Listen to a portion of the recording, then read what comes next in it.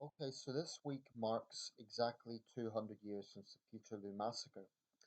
If you live in and around Manchester, you'll probably be familiar with what this is about, but for those who don't know, basically, Peterloo is a sort of ironic nickname given to a massacre that occurred in St. Peter's Fields, Manchester, this week in 1819. In fact, I think it was exactly today, 200 years ago. Um, and at the time, I don't intend to give an in-depth history lesson here, but just to outline the basics at the time, there was a drive for greater male suffrage. Female suffrage came later on, but basically, it was a period of great social reform. This is often the case, actually, between major conflicts. This was coming just after the back of the Napoleonic Wars. So it was an ironic name in sort of reference to Waterloo. Whereas Waterloo was a great British victory, Peterloo was one of the less savoury moments in our history when British militias opened fire on British civilians. Um, at least 15 people were killed at this Chartist meeting at St. Peter's Fields, up to 60,000 people. The Chartists were the movement seeking better representation. For example, a city like Manchester at that time, a sizable industrial town at the time, didn't have a single MP, whereas so called rotten boroughs would have several. Anyway, cavalry came in, they drew their sabres, opened fire. At least 15 people were killed. The true figure could be higher because a lot of people would have wanted to conceal their injuries so as not to be face backlash from the authorities. Obviously, if they're injured, it would have been known that they'd taken part in this illegal gathering. 60,000 people were there. Hundreds were injured. So this was a notorious massacre. Um, last year, Mike Leigh directed a film by the name of Peterloo, which, in my opinion, is long overdue. It's a film I would like to see, and it explores a side of our history that isn't often explored on screen. Um, I like royal films as much as the next person, but we've had a lot of them, and I would like to see more films about the social side of British history. So it got limited release last year, and I'd like to see it. Simply called Peterloo. Stars Maxine Peake, and it's got quite a lot of acclaim. Peterloo wasn't by any means the only such incident, though. Later on in Wales, there was a Merthyr Rising of 1831. There was a Newport Rising of 1839. In both those incidents, they were even bloodier than Peterloo. In the Merthyr Rising, about 26 people killed. In the Newport Rising, 22 people killed. And then there was further unrest with the 1842 election. I think it was known as plug pot riots. I may be misquoting that. It had an unusual name. Um, and of course, there were a series of disturbances throughout the early 19th century, the Swing riots, the Rebecca riots in Wales, that were all related to industrial change and working conditions in one way or another. The precise circumstances were different in each one. I don't want to say a great deal with this, but um, in the Merthyr Rising, there was a young man by the name of Dick Penderyn, also known as Richard Lewis. He was hanged for his part in the unrest, but many people feel he had been made a scapegoat because he was a trade union leader, or rather a trade union activist. Only 23 years old, his wife was pregnant at the time. Many of the others were transported to Australia. We should never ever forget what these brave men and women went through for what was basic human rights. I mean, after the Napoleonic War, there was significant recession, but working conditions were abysmal. I mean, in Merthyr Tydfil at that time, it was optional whether employers even paid a wage. Very often, there would be a token mechanism whereby they get tokens in exchange for food and so on, but that would be restricted to premises owned by the employer. So, this sort of stereotype of the tyrannical mill owner or the tyrannical mine owner really wasn't just a caricature, it really was the case. Occasionally, there were more benevolent people, such as Robert Owen in New Lanark, but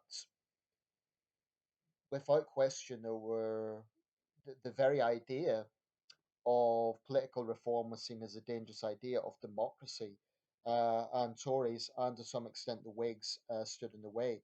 It was, I should say, the government of Lord Liverpool put down the Chartists at Peterloo, and Lord Liverpool sometimes credited with helping bring victory in the Napoleonic Wars.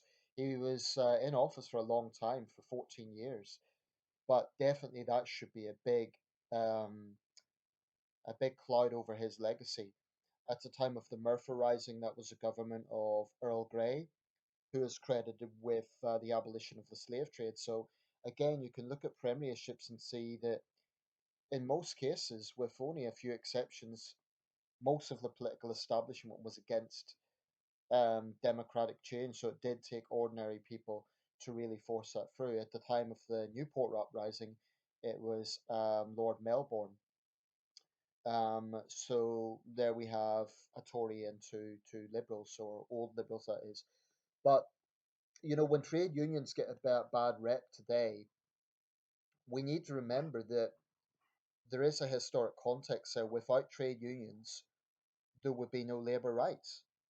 And we must never ever forget what these brave men and women went through. And yeah, in the early Labour Party, many of them they were eventually elected to Parliament. Things have improved greatly today, but it's a little bit ironic that Amazon is distributing the film Peterloo. Now, Amazon's own record on labour rights is pretty appalling by today's standards. So the issues are not gone. I wrote yesterday that we shouldn't forget the sacrifice that these brave men and women made, and we shouldn't.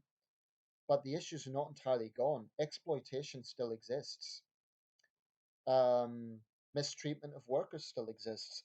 And I don't think you need to be a really die-hard socialist to see this. I don't consider myself a socialist. But those early socialist movements did have moral legitimacy. They absolutely did. The problem is socialism became tied to totalitarian movements in the 20th century and ultimately de facto communism, which was absolutely grotesque, um, and was even worse than capitalism. I mean, that I won't get into history about that. I've made other videos about that, but we should never forget people like um, Dick Penderin, and many others, the Tall Puddle Martyrs, who sacrificed for the most basic of rights, to be treated fairly in their place of work, to get a fair wage. These were basic human rights, and in the case of the Charters, for representation. Um, so, to me, that will always be a stain on the legacy of Lord Liverpool and his government, that they took such brutal measures to put these down, and indeed on the government of Lord Grey. And I must admit, I was more familiar with the Peterloo Massacre than the Murphy Rising, but that Murphy Rising occurred under Lord Grey's watch, and he was seen as a reforming prime minister. So that's interesting. But this is a social side of our history that we shouldn't overlook. And it's good that those sort of events are getting more attention now. I want to see Peterloo. It's an important film, and yeah.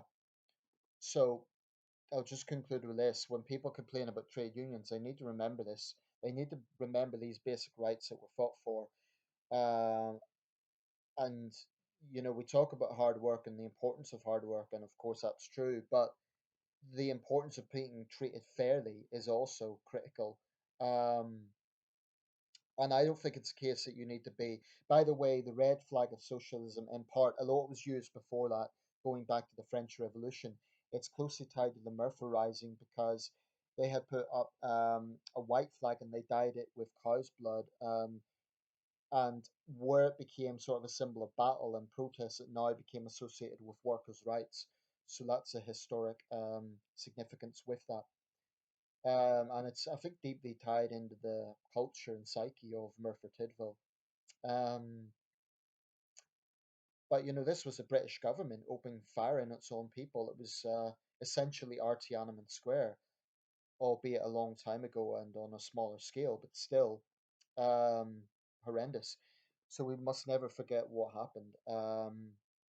Exploitation still exists today, and I don't think you have to be a socialist to see that it's wrong and to oppose it. Anyway, those are just a few of my raw thoughts. I'd like to get around to seeing this film.